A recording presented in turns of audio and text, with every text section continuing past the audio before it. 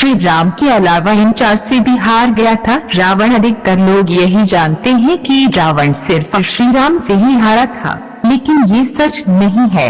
रावण श्री राम के अलावा शिव जी, राजा बलि, बाली और सहस्त्रबाहु से भी पराजित हो चुका था। यहाँ जानिए इन चारों से रावण कब और कैसे हारा था। बाली से रावण की हार। एक बार रावण बाली से युद्ध करने के लिए पहुँच गया था। बाली उस समय पूजा कर रहा था। रावण बार बार बाली को ललकार रहा था, जिससे बाली की पूजा में बाधा उत्पन्न हो रही थी। जब रावण नहीं माना तो बाली ने उसे अपनी बाजू में दबाकर 4 समुद्रों की परिक्रमा की थी। बाली बहुत शक्तिशाली था और इतनी तेज गति से चलता था कि रोज सुबह सुबह ही 4 समुद्रों की परिक्रमा कर लेता था। इस प्रकार परिक्रमा करने के बाद सूर्य को अर्घ्य अर्पित करता था। जब तक बाली ने परिक्रमा की और सूर्य को अर्घ्य अर्पित किया, तब तक रावण को अपनी बाजू में दबाकर ही रखा था। रावण ने बहुत प्रयास किया, लेकिन वह बाली की गिरफ्त से आजाद नहीं हो पाया। पूजा के बाद बाली ने रावण को छोड़ दिया था। सहस्त्रबाहु अर्जुन से रावण की हार। सहस्त्रबाहु अर्जुन के 1000 हाथ थे और इसी वजह से उसका नाम सहस्त्रबाहु पड़ा था। जब रावण सहस्त्रबाहु से युद्ध करने पहुंचा तो सहस्त्रबाहु ने अपने 1000 हाथों से नर्मदा नदी की बहाव को रोक दिया था।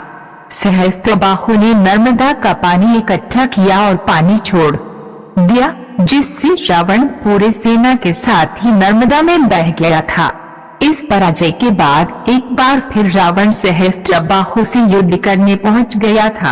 तब सहस्त्रबाहु ने उसे बंदी बनाकर जेल में डाल दिया था।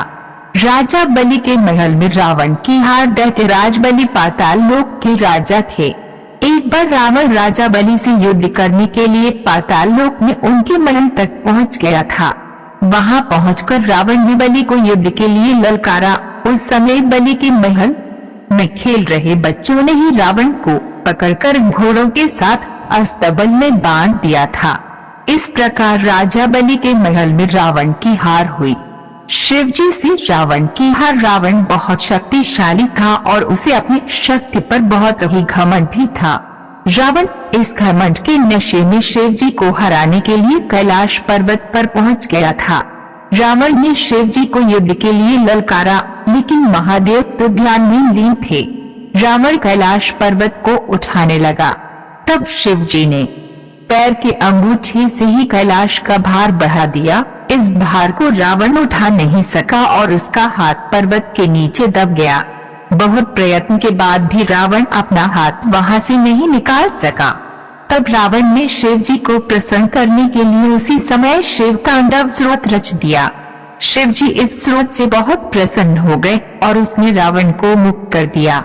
मुक्त होने के पश्चात रावण ने शिवजी को अपना गुरुवार बना